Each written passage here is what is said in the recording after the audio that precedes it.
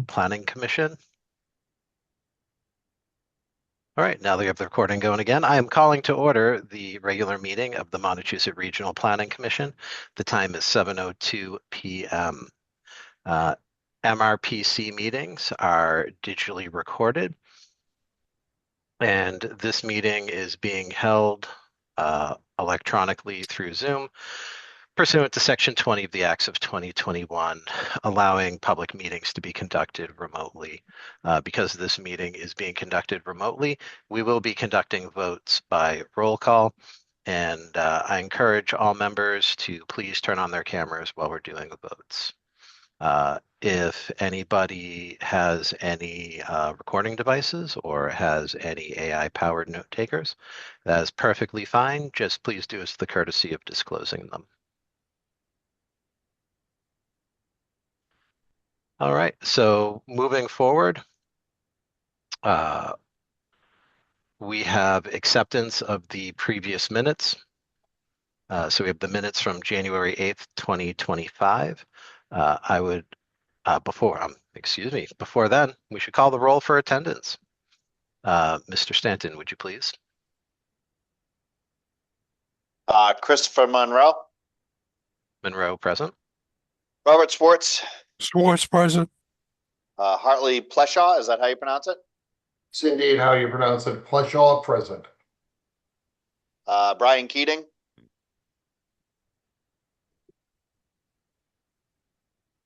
Keating, present. Doug Thornton. Thornton, present. Guy Corbacero. Corbacero, present. Peter Cunningham. Yeah, Cunningham, present. Mark Jones. Nope. Present. Yeah, sorry. Alan Pease. Pease here. Thomas Russo. Russo here. And I believe that is all the voting members. Please let me know if I missed anybody. Are there any members of the commission not called or heard? All right, well, thank you very much. So returning to the agenda, we have acceptance of the previous meeting's minutes. The previous meeting was held on January 8th. The minutes have been distributed to members of the commission through the file share and also through the meeting materials that were previously mailed out. I'd like to proceed with this acceptance by calling for a motion and a second, and then handling any adjustments to the minutes as a friendly amendment. So with that said, do we have a motion to accept the minutes? Corbacero move to accept as printed. Yeah, Cunningham, second. Thank you. Hearing a first and a second. Any discussion or correction to the minutes? Then I'll pause for a moment in case anyone needs to refresh themselves.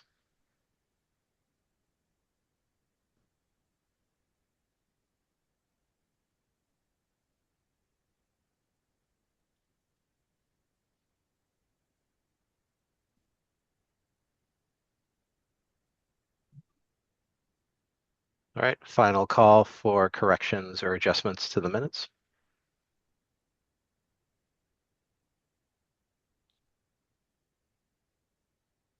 All right, calling a vote. Mr. Stanton? Christopher Monroe, sorry. Monroe, aye. Robert Schwartz. Schwartz, aye. Hartley Pleshaw. Shaw, aye. Brian Keating. Aye. Doug Thornton. Thornton, aye. Guy Corbacero. Corbacero, aye. Peter Cunningham. Yeah, Cunningham, aye. Mark Jones. Jones, aye. Alan Pease. Pease, aye. And Thomas Russo. Russo, aye. I believe that's it. All right. Are there any members of the commission not called or heard on this issue? All right, thank you. The motion carries. So moving forward, we have a reading and acceptance of the cash schedule. Mr. Schwartz, would you do us the honor? Sure. A deposit as of January 1st, 2026. Total on deposit, $577,424.23. And deposits, total receipts rather, $197,199.85.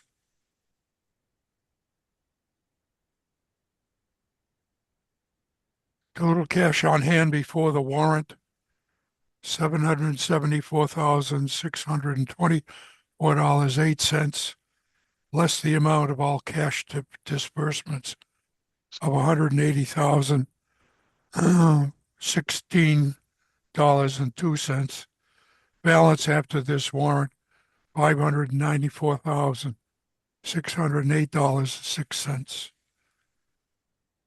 Total on deposit, $594,608.06. That is the cash report. All right, thank you. Do we have a motion on approval? Corbett move to accept subject to audit. Thank you. Hearing it first. Do we have a second? Alan Pease, second. All right, thank you. Do we have any discussions or questions on the information presented?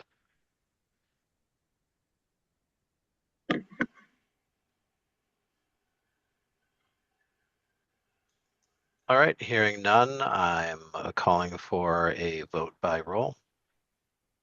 Christopher Monroe, Monroe, aye. Robert Schwartz, Schwartz, aye.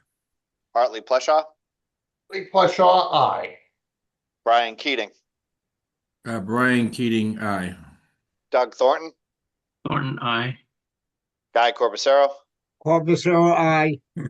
Peter Cunningham, Yeah, Cunningham, aye. Mark Jones, Jones, I. Alan Pease, Pease, aye. Thomas Russo. Thomas Russo, aye. I believe that's all. All right, thank you. Are there any commissioners not heard or called on the issue? Kyle Nardowitz, I just got here. Awesome. Did you hear the motion? I did not. All right, the motion on the table is for the acceptance of the cash schedule. Okay, I vote aye. Thank you. Are any other commissioners not called or heard on the issue?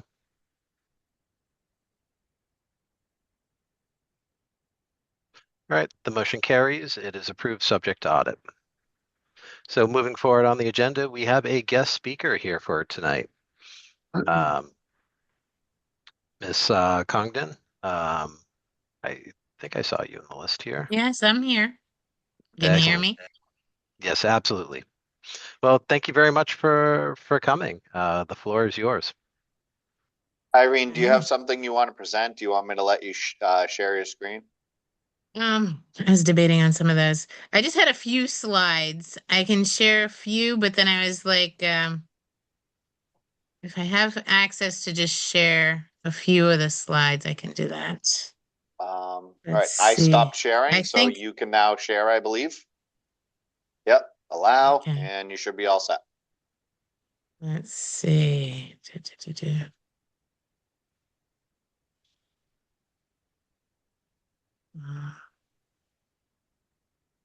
Can you just see this?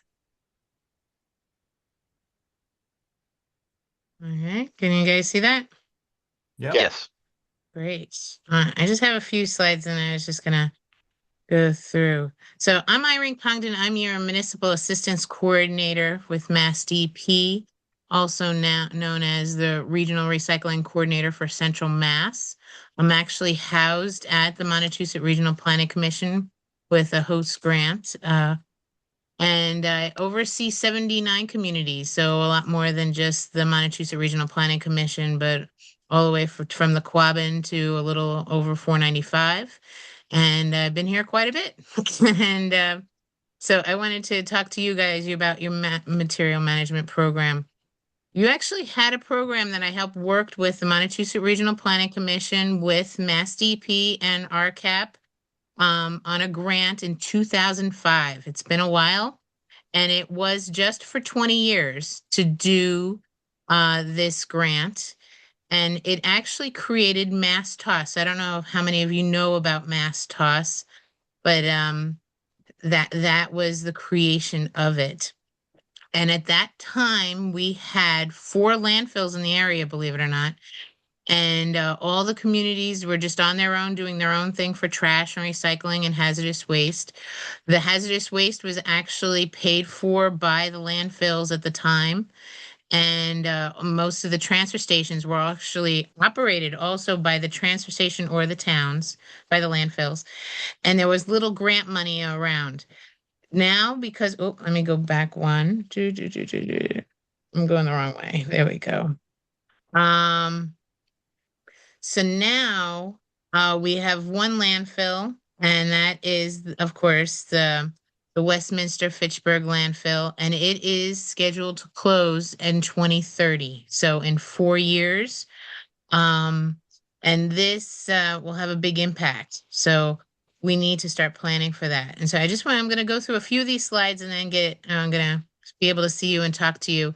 But we have now half of the communities in your group that are working with MassTOS, with Tessa retired after so many years, 15 years, and we have Sarah who's doing a great job with the communities.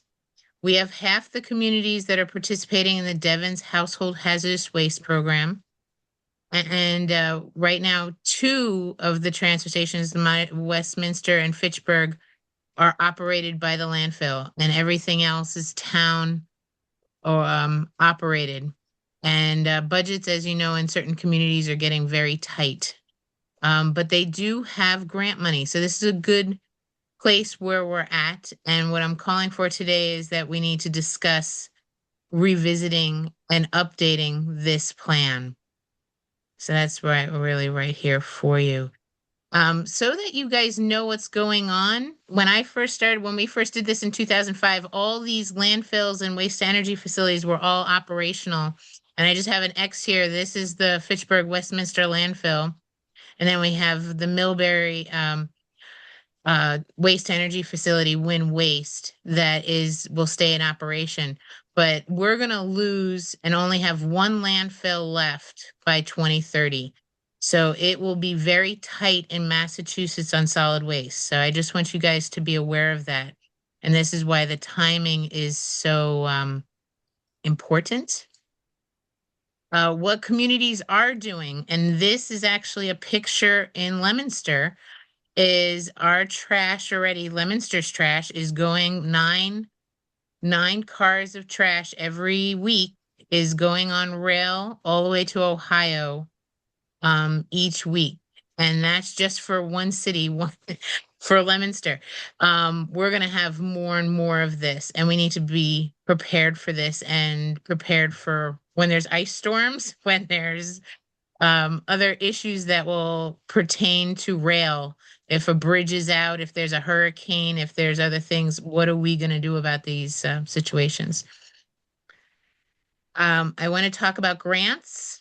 So there are grants available, and we have communities already participating in this RDP, the Recycling Dividend Program grant, and there is more money available. So I'm going to stop sharing here for a second because I had my other notes that I wanted to get to you to tell you more about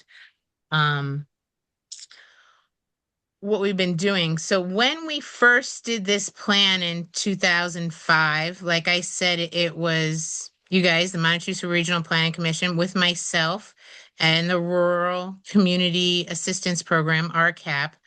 And it was intended of the plan was to establish a formal means of implementing the principles of the Massachusetts Solid Waste Master Plan.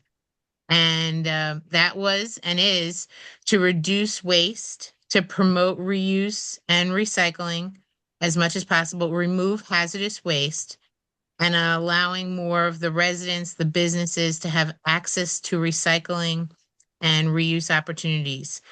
And that the disposal, whatever was left, would be disposed of in a way that would protect the public and the environment. So that was the ultimate goal. We've done very good. with that.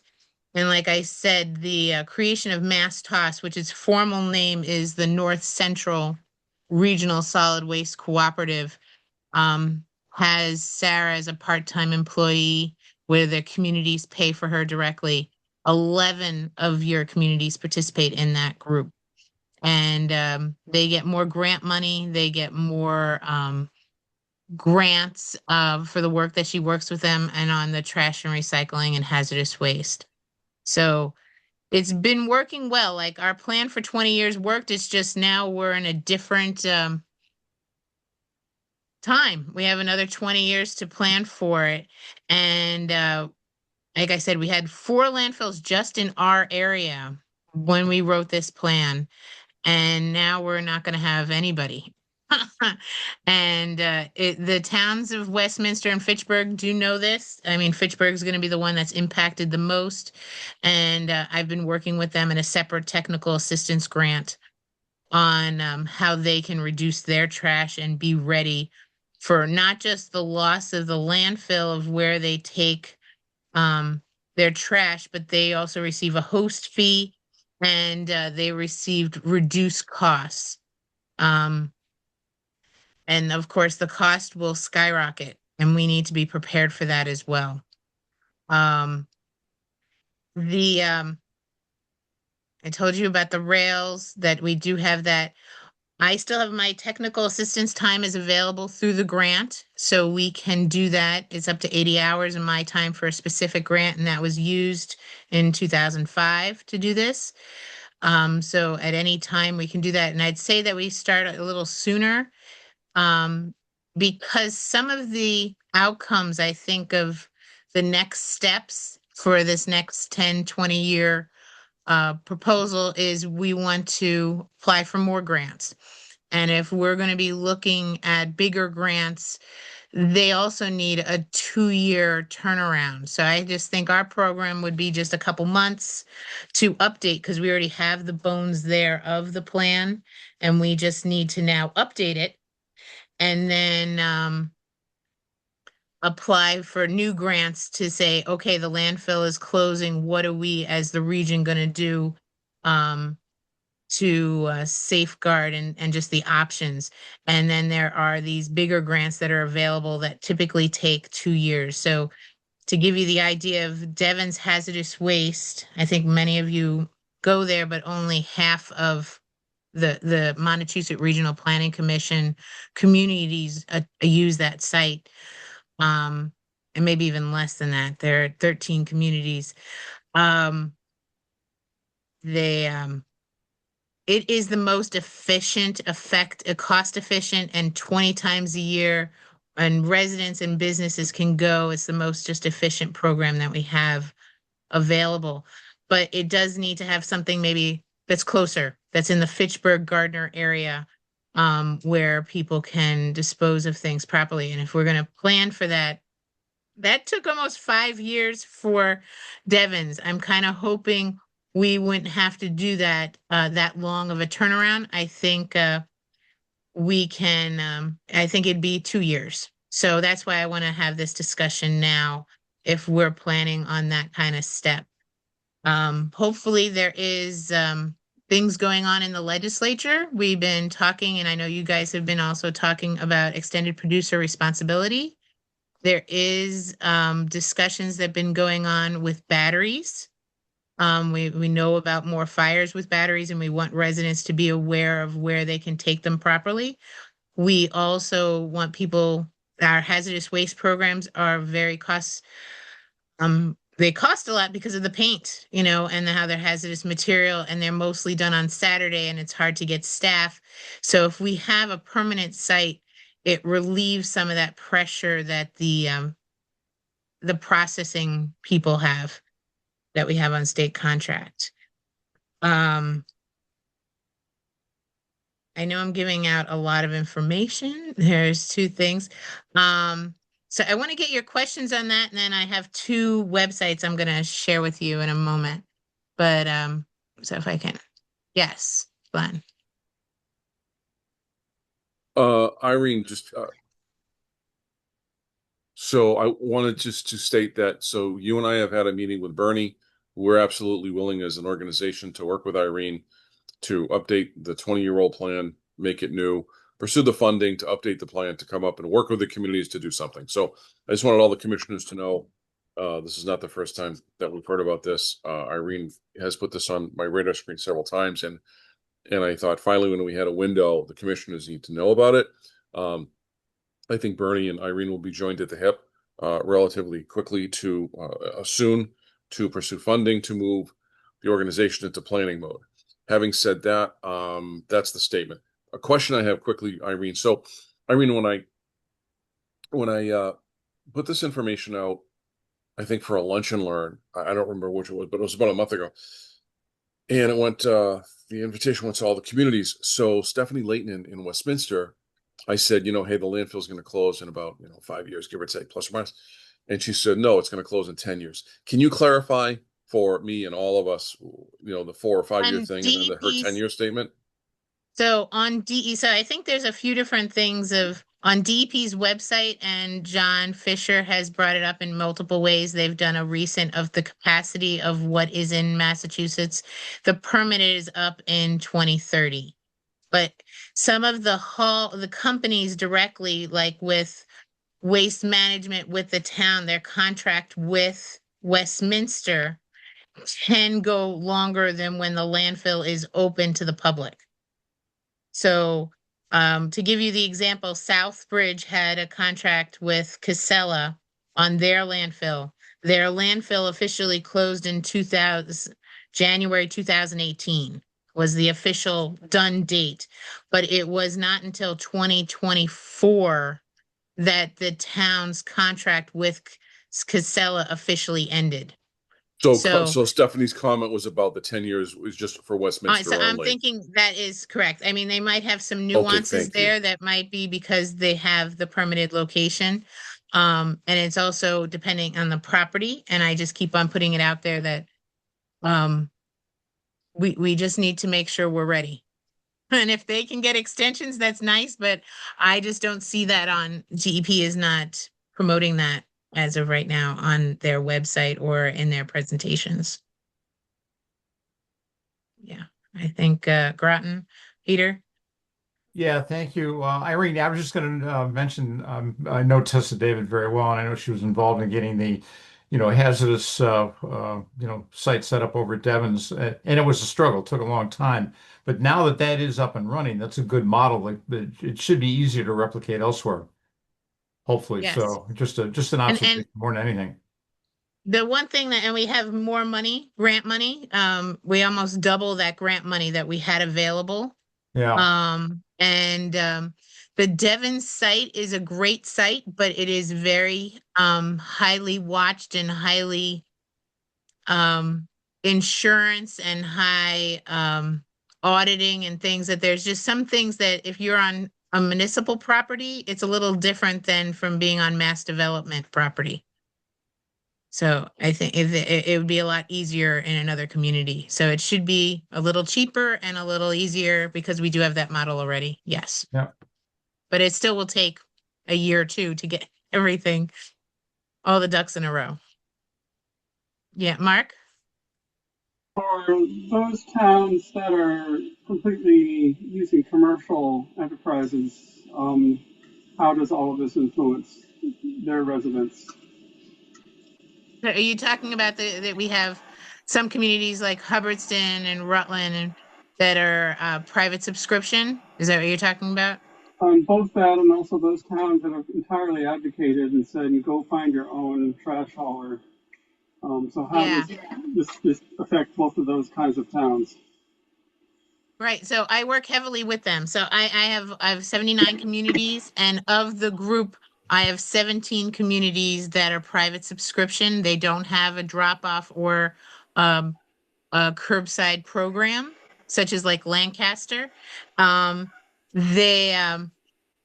They need options. I just had somebody just call me and going, right now the price, just so you guys know, is about $800 to have private hauler pickup. I know that some haulers go a little lower, but as of January 1st, I had three different haulers go $800 just to have trash pickup at the per resident, 95-gallon trash picked up. Not, and then some are even up to over $1,000. And this is when we still have the landfill. So I just want you to be prepared, is when the landfill goes away, it's not like we can go someplace else. There is no other landfill east of us or west of us or north of us that our residents can go. They're going to have to go to Ohio or Alabama. That's where Harvey takes their trash right now, to Alabama every week on rail. So I just want us to have that in the plan of what to do. And it would help if we had more regional transfer stations. Athol is a regional transfer station, so anybody can go there. I have some regional recycling centers that are open, so anybody can go to Groton to recycle. Anybody can go to Pepperell to recycle. Anybody can go to Townsend to recycle. So we're having some more of those, but it would be nice if we had more of the drop-offs open that non-residents can go to that as well. So that can help neighbors. We have intermunicipal agreements. So as you were just talking about what to do, Templeton was a private subscription community. They made an intermunicipal agreement with the town of Winchendon, so that the residents of Templeton can go to Winchendon as acting as a Winchendon resident. So then they can get the pass at that price and buy their pay-as-you-throw bags. So that is definitely a cheaper option than paying $600, $700, $800 for trash pickup. So it does help everybody, no matter what your collection program is. I did want to share this other site for you. So I'm going to share back.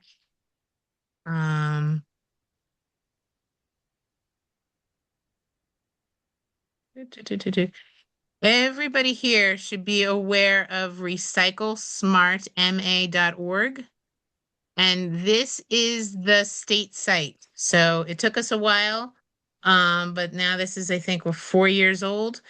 And all your questions for the entire state of where can I recycle, what can I recycle, this is Recycle Smart is in the at the curb or at the drop off.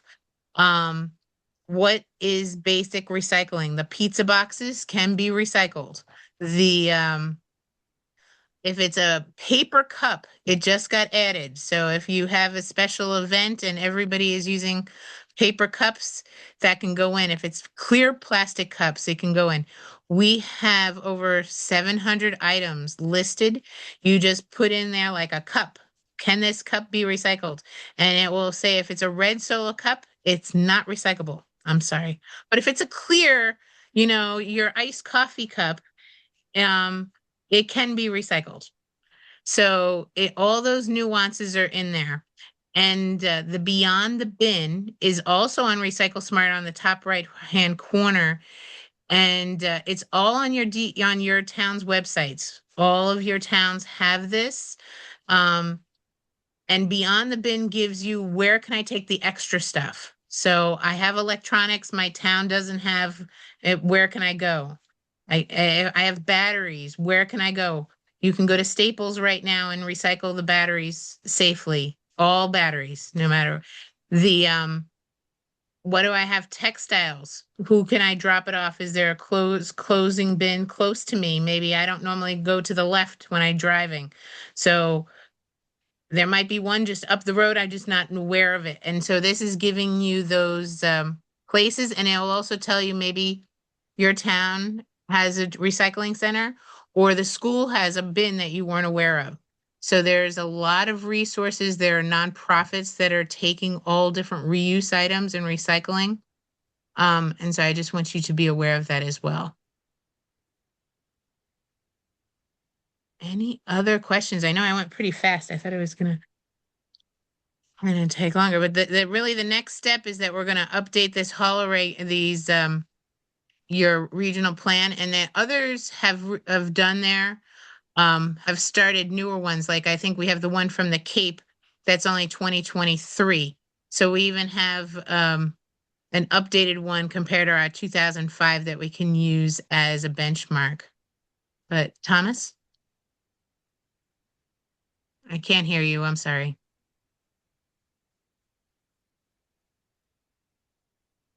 Yes. The Athol transfer station, that material, is it finding its way out of state at the moment, or is there a landfill location within the Commonwealth? Yeah, so right now things do go, it depends on the hauler. So some stuff is I'm assuming, I think that stuff is going, and I had it down, but I don't have it off the top of my head, is going to the Westminster landfill right now. But if it goes through Harvey and he's taking it to the Fitchburg transfer station, then the Fitchburg transfer station takes it to Westminster, Westboro, Massachusetts, and that gets on rail and goes all the way to Alabama. So it kind of depends on which hauler you're using and depending on their own logistics. So they might take stuff to the landfill now, or they might be going, if it's Wind Waste or Harvey, they're right now taking stuff off to other states. Okay, thank you. And so given the future, would Athol's transfer station continue to be what it is now? Yeah. Yeah. Okay. I think, and that's a great model. I helped put that together and with Phil Legier, that it not only helps the residents reduce their trash by paying per bag, and anybody can go there and get a non-resident pass, but it also helps the haulers, that small haulers that are doing their own businesses, and they bring their stuff there and have their cost for trash and their cost for recycling and bulky items, and they know how to separate things. So if you have metal, if you have electronics, if you have bulky stuff, it can be recycled properly versus just all being just dumped as trash. So it is a model, and you guys just added organics, which is great. We're having more organics, I think, for Athol, and we have it in Groton. Is doing really well, and I think Air is doing really well with their organics programs. So I'd love to see more organics. Just so you guys know, we've done waste characterizations at the landfills and waste to energy facilities about every 3 years, and it just came out. No, it's a year ago now, at 2025 data, and about 30% of our stuff in Central Mass is organic. So that's our pull, is we really want to now have a way to not only have the back end when it's trash, but work on the up end of reducing that trash before it gets there. So to give you an example, the city of Worcester just did a really intensive, the most intensive I've seen in all of New England, breakdown of, at the school level, 70% of their waste was uneaten food, which is really sad. And so if we can just change a few things, sometimes you learn those lessons on waste reduction of being like, okay, they need a little more time to eat. They need the food to be cut. They need the food to have a little cheese on it, so then they'll eat the food if it tastes a little better. That spices could be available. And then hopefully we will get this food not to just be thrown out, or to have share tables where we're having more of that as well. So there are these different techniques, but if we don't focus on them and talk about them, make it a priority, then what happens is the schools are their own world, and the food service is their own world, and the custodians are their own, and nobody communicates. And so they're like, oh, there's no problem here. And then when we do this study, we're like, oh my gosh, we're paying so much to throw out food that hasn't even been opened.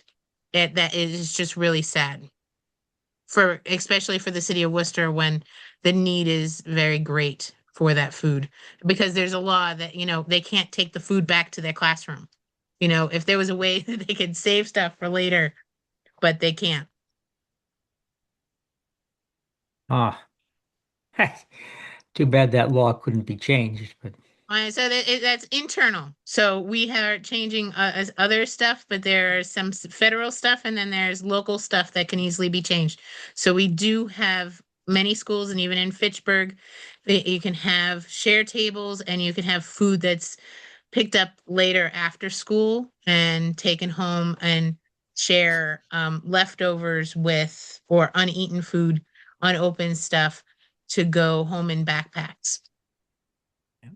So there are these resources. We just need to keep on sharing them. thank you. Very thorough. Thank you. You're welcome. Anybody else have trash, recycling, composting, reuse questions? So, I mean, that's what we're going to do is we're going to put this whole policy together so that you have a more in-depth plan for the region, because 2005 to 2025 was kind of the end. So now we're in 2026. It's time to update. Yeah, I have a question. Yes. Do we have an estimate as to what we assume the cost of trash is going to go up once that landfill is closed in a couple of years? That's a very hard number to say of how much, and I just know I'm assuming it will go up just at some point the railroad is going to say they're going to need to make more money, because I don't always think the railroad makes enough money. So they're going to be now in the full trash business. And I don't know how many, it's not only just Massachusetts, it's going to be Connecticut and Rhode Island are already on rail. So they don't have any more landfills. So we're having New England is all going south and west. Yeah. The costs are going to go up. So being Massachusetts the way that it is, I'm assuming that no one's going to put up a new landfill, even though we produce trash and will for the next 500 years. So we've had a couple that were available when we first started. So Winchendon had one that was able to be expanded upon, but said no. And then they put solar on top and other things. And so I think the way it is now, they can never open up that site. That's a closed site. There has been really big discussions about the Hardwick site that's permitted and ready to go, but the residents and the Board of Health and everybody else has said no, they will never reopen that site. So sometimes it'll just be if there's a landfill that wants to right now, ash, they can make a lot of money because our ash landfills for the waste energy facilities are also going to have their permits are coming up. So that will also be an issue. A town could make quite a bit of money if they had some room in their landfill. But I don't know of any that even have that capacity anymore. Brian? Yeah, do we know anything about these communities in Ohio and Alabama that are having a trash dumped on them? Is this an environmental justice issue that we should be aware of? That is not my call, but I'm gladly welcome to do research and see where Waste Connections and other haulers or when Waste is taking their trash. That could definitely be something added to the study. We always have put in there about the environmental study. But as Mass DP, I am a contractor for Mass DP, but I cannot get into that kind of area. But if definitely Montechusett Regional Planning Commission has that authority to do more understanding of where the trash is going. Because right now it's just right there at Westminster Fitchburg.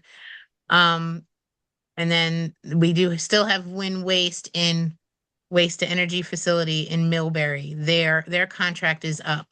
I actually was trying to say maybe Fitchburg wants to try to add in quick so then they know, because they have the most amount of waste in the area, to know that their trash will always have a place to go if they sign a long-term contract. It's still an option. Yeah, MRPC could do research and ask and find out, but we have no authority in that matter. Yeah, no, it might be just good for an awareness, to bolster the argument, to increase your everyone's reuse, recover, recycle ideology, because you know, more than likely it's a poor, lower income community, minority neighborhood that's looking to raise money any way it can. It can't attract business, so it takes trash. So I don't know. I mean, it would be good an awareness level. That's all. And many of our towns do have other policies, and I think that's also would be kind of nice that when we first did this, nobody had a sustainability an energy policy, a green energy plan, a green plan. They weren't a green community. So now we have a lot of different policies in our towns and in Montechusett Regional Planning Commission that might also impact some of the decisions, or at least can help each other benefit both one policy and this new updating of the plan. I think Thomas has a question. Yeah, I would second that suggestion that it would be good to find out where our trash is going and who is more or less willing to accept it. Thank you. All right. Any additional questions? All right. Thank you, All right, well, guys. Thank you so much. Yeah. Thank you very much for coming, and credit to the staff. We've had a string of really excellent speakers. So thanks to the team for lining everyone up, and thank you for being one of those really great speakers. Have a wonderful evening. Bye. You too. Take care. All right, moving forward on the agenda, we have an item for guest announcements and questions. Do we have anybody have anything under that? All right, moving forward into administrative matters. Glenn, can you take us into this one? I sure can, and I will be expeditious and clear, and let's move forward with these. 6.1, call for participation on the nominating committee. This is information only. Most of the items, if not all, are information only this evening. Just please be advised. So by the time June rolls around, we ask the commissioners to vote on the officers, the 5 officers, plus the 2 at-large members, who they will be for the upcoming fiscal year. In March, so next month, we will ask for people to participate on the nominating committee. Hang on.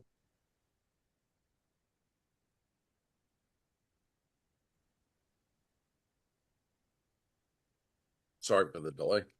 So we're just giving you a heads up. Thanks a lot, Holly, for putting this on my radar screen.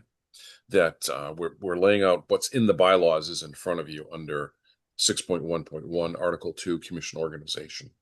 So please be advised that we will ask people to serve on the committee as in March, and then in April you'll actually elect a nominating committee. In May you may consider others, but we will ask you then to serve in May and then come up with a slate for June. So that's just a summary. Put it on the agenda. Thanks a lot, Holly, for putting that out there. Just FYI, folks, this is coming up. I don't have anything more than that, just to say FYI, and we'll do more due diligence in March. And just if I may, Glenn, Sure. obviously with what we've been talking about with the transition, and what we've been talking about with planning, and as we'll see later on in the agenda, there's additional importance and weight to what we're thinking with the executive committee for this year. So I encourage everyone to spend a bit of time thinking about what role they would like to play and what the future of MRPC looks like over the coming month till we get to that meeting. I can move to 6.2 when you're ready, Mr. Chair. Yes, absolutely.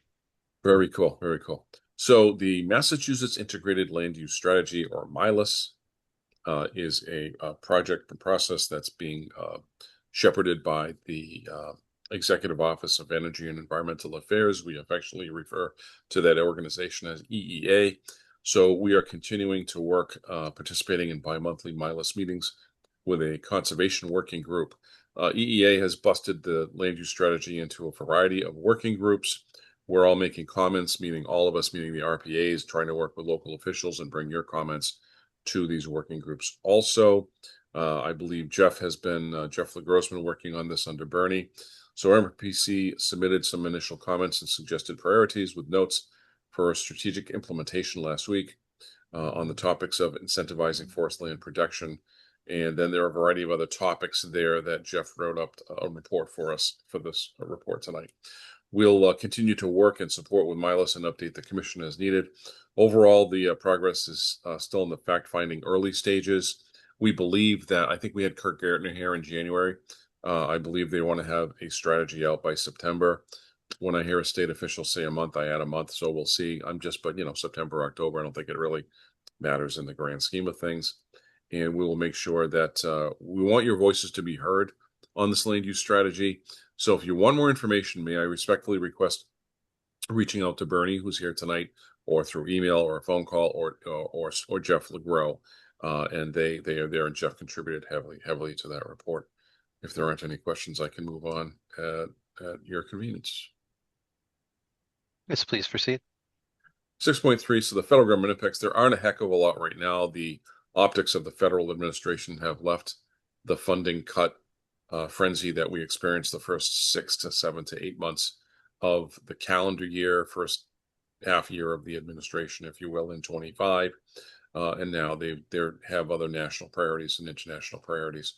I don't know how long I'm going to keep this on here. I may not have it unless there's something really significant. I probably will drop this from the agenda, but bring it on if there's something. So I'm kind of wasting a couple of minutes just by saying no news is good news right now, but I will definitely let people know, keep people in the loop if something happens. 6.4, transition in the planning development department. So as previously reported, Bernie Cahill has been promoted from his former position up to the position of department head, planning and development director. We have advertised for a planner to succeed Bernie's position. You can see where we advertise there. We always advertise nationally through the American Planning Association. We advertise statewide in the MMA.org and in the Beacon also. We comply with our affirmative action plan and get a broader, closer net by advertising in the Sentinel and Enterprise. And we put it on our website. Every agency will. This morning when I wrote this, 28 resumes and cover letters have been received. But I think this afternoon when I looked at the spreadsheet Holly sent me, I think it was 29 resumes, cover letters have been received. However, about 14 at least have actually completed the full application and the EEO form. So as of right now, when the application date closes February 13, we can then, the 14th, 16th of Monday, we can start doing the interview process, with those 14 people. We hope to do that in 2 weeks. Bernie and I will do interviews with Holly or Tracy being the third person based on their schedule. So we always make sure we have 3 people in the room to have an odd-numbered, basically internal review committee. And so that's the status. We hope to have a lot more news in March. That's it on that. All right, on to 6.5. I'm going to take a little more time here on the budget, but not read every syllable, definitely. So the budget update. So every year, February, statutory obligation, Section 7 of Chapter 40B. Jason, can you scroll a little bit, please? Requires us to provide a revenue and expense estimate to the commissioners, so we make it public. And basically what I do is I create a conservative revenue projection and expense projection, which means the revenue I cut way down and the expenses I increase those. The major thing, the major expense we have is salaries. And if we go up 2.5 or 3.5% on salary costs, that's the really a factor. It's not the biggest factor. If we did 2.5%, we'd increase the budget by 40 or 50 grand. When you have about 2.5 million, 2.7, 2.8 million, it's not a terrible number. Also this year, we're going to see an increase in health insurance very quickly. I won't go into the details. I can answer questions if anybody has any, but we know that the insurance costs are going to go up. We are in the Mass GIC, or Group Insurance Commission system, and GIC has informed us that the employer share of the health insurance will go up. The employee share will go up. There will probably be a shift away from the 80-20 split employer to employee to 75-25 split. They didn't state that specifically, but they hinted at it, so I can see that happening. Also, some benefits may go away. For example, there's a benefit for paying for someone's gym membership. I think we get, some of the plans are about $100 a year or something like that. They hinted that that will probably go away. So there are going to be some drastic changes. There haven't been this many proposed changes in about 10 years that they said, specifically due to the employer-employee share. In the first bullet, we basically say, hey, how do we build a budget? If you have about 90% certainty that you're going to either get a contract or you've already been awarded, that's what ends up in the budget on the revenue side. So when we build a budget from February through June, when we ask you to adopt the budget, we do not put in stuff that, oh gosh, I hope we get that. No, that's not really conservative budgeting. So that's not really a good thing to do. So that's in the first bullet. In the second bullet, it basically says in FY26, our budget's about 2.7 million, broken down almost equally between federal and state revenue of about 1.3 million each, and about $76,000 from local contracts, which actually most of those have state identity. So we really only have about $2,000 coming from a local contract from Leominster. Municipal assessments about $92,000 in 26. Projecting ridiculously conservatively, the budget would go down from 2.7 million, be reduced by about $1.150 million right now. These numbers will change daily. They will change dozens, if not hundreds of times between now and June. Better data will come in between now and the month of May and the month of June. And it's a good thing that we have 5 months to really spend time on this to create a better budget. So that really is the gist of the fourth bullet. I talked about the increases of the payroll, or I'd like to do that. We all have to just go through this process for 5 months and see what happens. Jason, if you could scroll to the next bullet, there's about $1,552,000 figure in there and about a 43%.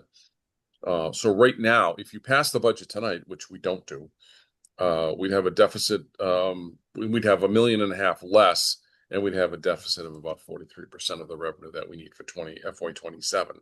Now, having said that, and I say this a lot, but I always want to make sure it's in the record. If you adopt a budget, when we adopt a budget in June, if you have 20% or less as a deficit projection to go into the next fiscal year, you can make it through the next fiscal year as long as you are going like crazy and writing grants. Now, we like projected deficits of 0. 5 to 10% is okay. You can make it through. But a 43% deficit now, we'll be chipping away at that. This is not unusual. This is just you're seeing a little bit more behind the curtain this year because I'm transitioning out. I just want everyone to better understand budget process. The last bullet, pardon me, there's nothing out of the ordinary with the above rationale. Typically, each February management proposes a very conservative budget, estimating low revenues and estimating high expenses, so as to be prepared for all contingencies in the upcoming fiscal year. So that's just a quick snapshot. You will see more on these numbers no later than May, when we present a draft budget, and then 30 days after the May meeting, you'll see a final budget for execution, for adoption, pardon me, at the June commissioners meeting.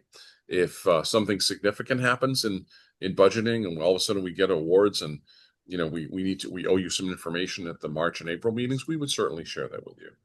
That is I'm done presenting the draft revenue expense estimate for FY27. All right, thank you. Any questions from the commission?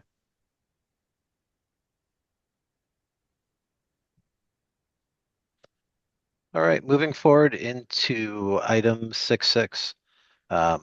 This is something that we spoke about at our previous meeting.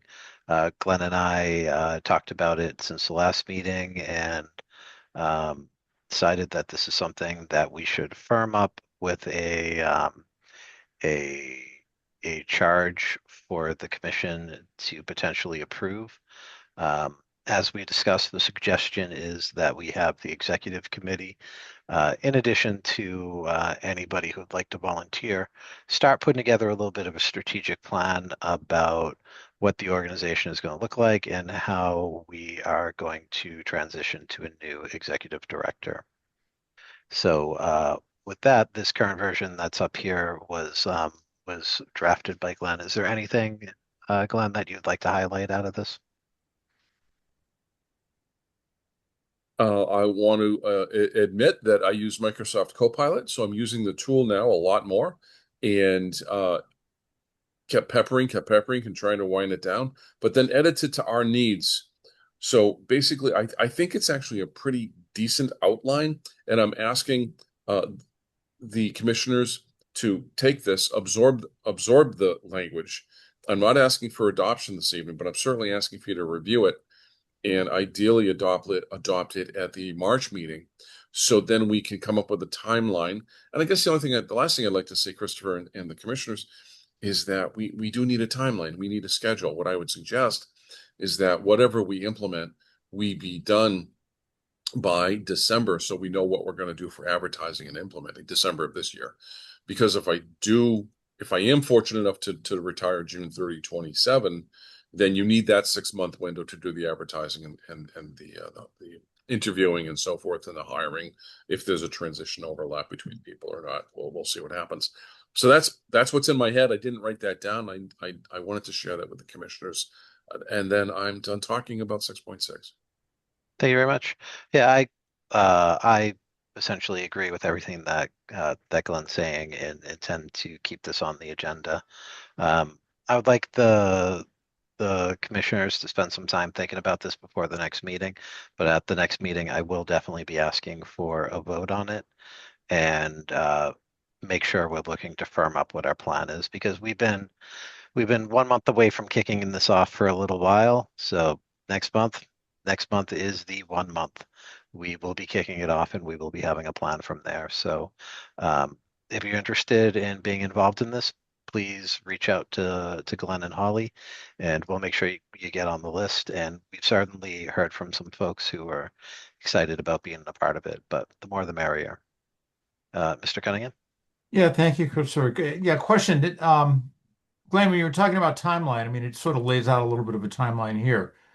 I'm planning on retiring in approximately 18 months and gives us basically direction to complete work within 12 months. Right. And in case I didn't have that in there, I forgot that was in there. I just make an audio cue on that. But yes. Okay. So that seems realistic. Is that consistent with your thinking, I guess? Yes, I think when we're, we have staff, we have volunteers, and trying to be respectful for volunteers in your time, and you're going to be doing a lot of the heavy lifting and thinking and thought processes on this. So I think 12 months is okay. If you want to go faster or slower, that's up to you folks. Alexa, stop. Got it. All right. Any other questions or comments on this item? All right. Thank you. Glenn, can you take us into the next one? Yes. Very quickly. This is quite frankly pretty boring. Excuse me. So some meetings coming up for the joint meetings of the Montechusett Economic Development District, the Comprehensive Economic Development Strategy Committee, and Brownfield Group. So we'll be meeting on Thursday the 19th, and I've got another couple of meetings on the 13th and 27th for a variety of reasons.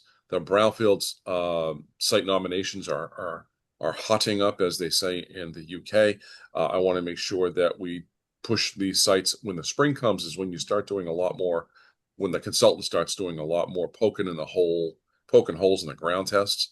So I'm trying to lay the groundwork for the paperwork and the approvals to give the licensed site professional consultant to MRPC the time to do the desktop work in the winter, to go out and do the work that they need to do when the warm weather comes. And it's going to be 7 degrees Saturday or Sunday morning. So I know it's coming, folks. I know it's coming. The sun's getting higher. So that's what we're trying to do. Also, those meetings allow us, the staff, to do provide some reporting on our EDA contract, something called performance measures that we have to report on because our contract, the first year of a 3-year contract with EDA ends March 31. Just trying to do due diligence before that ends. If you could scroll down, please. Jason, there's a registration link there for people who want to go to that. I have never done this, that the last 30 days and the upcoming 30 days meetings I've attended and meetings I'm going to go to. I'm not going to read any of this. Please, if you want to see what the executive director does in terms of where his time goes at list for meetings, this is not self-glorification. It's more educate people what's going on, where I spend some of the time in the meetings, what are the themes of the meetings, and so on and so forth. That's there. I'm going to continue to document this because people need to know, whether you're staff or commissioner or both, especially on the transition committee. And if you scroll down a little bit more, Jason, I think this ends up with a bunch of seminars, webinars that I'm going to attend and I invite the staff to attend these also. I'll provide the links if you want. Their economic development theme, but when I retire, I won't be doing the brownfields and the economic development anymore. We got to identify people internally to do the economic development and brownfield stuff. So we need to go through at least an 18-month process to train some people and get them familiar with the terms and conditions that have been floating around in my head for 26, 27 years. And they come very quickly, but we have to have some of the planners get familiar with these terms and contracts and responsibilities, if you will. So most of that webinar, all of that webinar stuff comes from an email that we get from National Association of Development Organizations, NADO. They call themselves NATO. They also provide very good training programs. I want to take some staff to a couple of training programs that are economic development and brownfield sponsored. Late 26, 27. One's in Utah. Another one is, I don't even know where they are, but I want to do some indoctrination and have people understand, when you go to conference, this is what you got to do. This is what you've got to learn, so on and so forth. And I need to do a lot of tutoring next 18 to 24 months. Jason, I think that ends. If you could scroll that down, I think all those bold sections stop. And then the next thing is a lunch and learn. I'm holding these. There's a registration. I don't have an agenda yet. Getting away from, last thing I will say on this and everything is that I've gotten away from funding cuts because it's kind of it's depressing, but there aren't many that are hitting us lately. So the last session we had last Wednesday, I think, Bernie was there to talk. Brian was there to talk. Oh my God, was Jeff there? Somebody else there? I'm so sorry for any staff I'm forgetting. I deeply apologize. But anyway, trying to bring in the staff to talk about stuff that they do, because no one hates Glenn Eaton's voice more than Glenn Eaton. So I want to talk less, have the staff talk more. That's it. Thank you, Mr. Chairman. All right, thank you.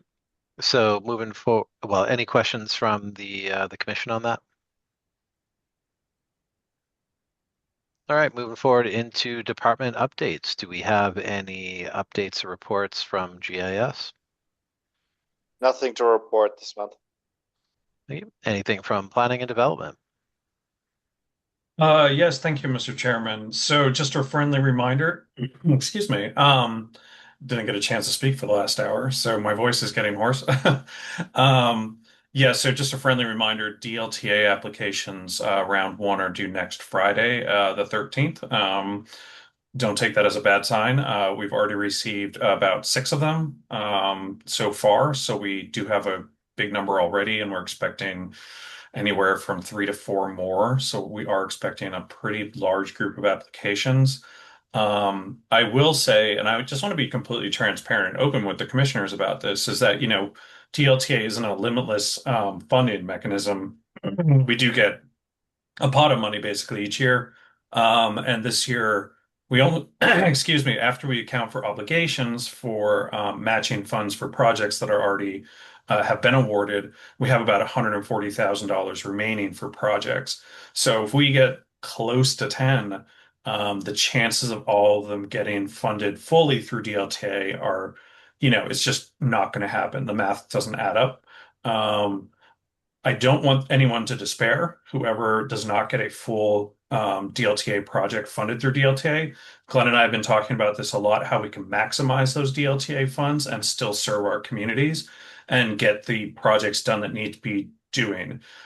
That kind of overlaps with the Eco One Stop, which is also open right now. That's the environmental and climate one stop that was introduced. So the planning PAGs, planning action grants, are now part of that. So our plan at the moment is that if for communities that don't get the full fund, and there really just won't be many because we don't have that much funding, is that we want to take what's remaining and match $10,000 to $15,000 and then move forward, for a PAG grant for those communities. So if you applied, for example, for a housing production plan update and you weren't chosen for full funding through DLTA, we would help you write the application for a PAG grant and give or match, I should say, that application with $10,000 or $15,000, which is a really good incentive to be chosen. The state really likes that when they see a large amount of matching funding. Again, I just want to be transparent. If we have 10 applications, we just don't have the funding through DLTA to fund each and every one of those, especially when the projects are like housing production plan updates, open space plan updates, master plan updates, right? These are large projects and they deserve our full attention, or if not us, somebody else's full attention. And to do that, we need the full funding for it. We don't want to shortchange anyone on these projects. They're too important for your communities. And that's just not the way we want to do things. We want to do it right. And we want to make sure it's a useful end product that you're getting. So I just wanted to don't despair. We're here to help. And we're pretty confident that we can get those. The other thing that is, if you haven't seen the community one stop, all of their documents are now available. So you can start accessing those and looking at those. Even though the application window doesn't open until, and I had it up a second ago, I believe May 1st. May 4th, excuse me, and closes June 3rd. So you can look at the application material now, you can start writing it, or we could start writing it if you want to talk to us about it. But the window itself for clicking the application button, the submit button, that doesn't start until May. But they did announce that all of the materials are now available online for you. So I think that's all I had tonight, Mr. Chairman. All right, thank you very much. Any questions from the commission?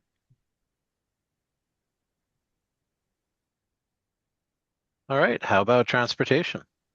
Yep, I'll just echo what I said last month, similar to what Bernie said. We have a project solicitation period open for transportation through our federal fiscal year 27 work program, which ends tomorrow, actually, on the 6th. So, this is for transportation planning related projects, intersection studies, traffic signal warrants, that type of thing.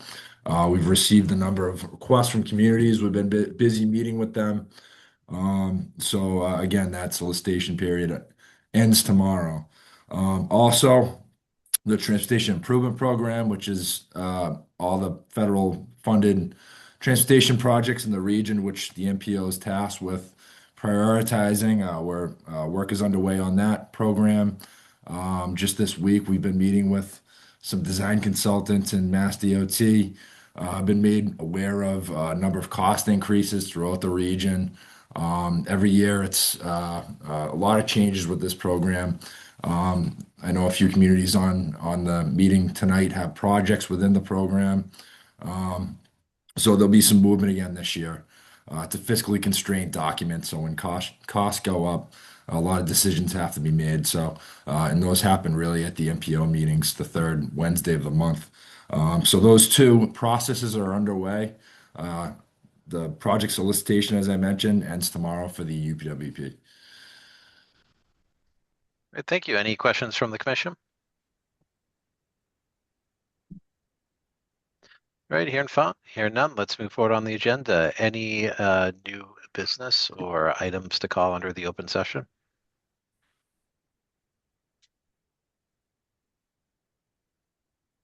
All right, so let's move into our final item. Our next meeting is going to be Thursday, March 5th at 7 p.m.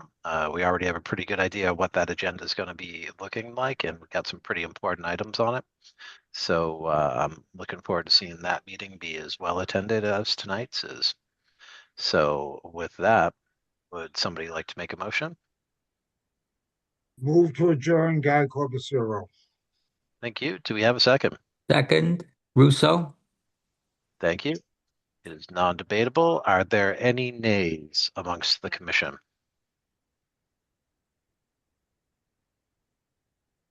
All right, we are adjourned at 8:12 p.m. Well, thank you all very much for joining tonight. Appreciate all of the work of all the volunteers and all of the staff and all of the great questions that we had along the way. So thank you all very much. Yeah, I'm a good speaker too. So, and yeah, stay warm, everybody. Thank you. Have a good night, everyone. Thanks. Good night. Take care.